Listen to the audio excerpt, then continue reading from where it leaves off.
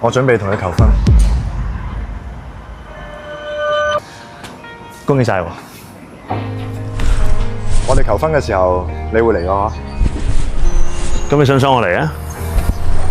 作為兄弟，我梗係想你嚟啦。但係作為對手，我又怕你嚟。喂，聽我 roommate 講咧，話有個數好好玩嘅。咩數啊？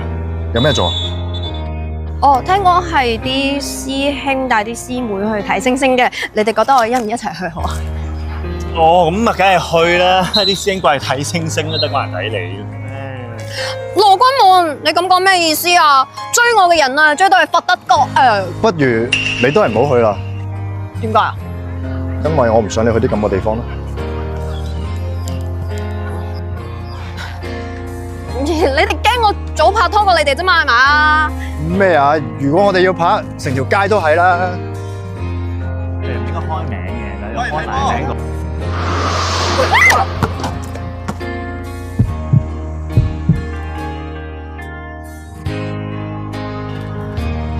喂，你覺得思娜點啊？由細到大都係咁噶啦，冇乜點噶。我意思係問你中唔中意佢啊？唉，佢啲咁嘅性格，邊人中意佢啊？我中意佢。你話你唔中意佢啊嘛？咁我追佢噶啦。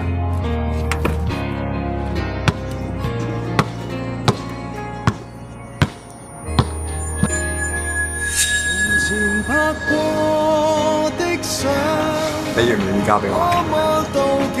我願意。等陣先，恭喜晒你哋！你讀書，見住你哋而家訂婚，我真係好開心，祝福你哋。羅君滿，遺憾我當時年紀不我哋一齊影張相。擁抱你欣賞，童年變相識，餘下日子多少好啊幾倍過。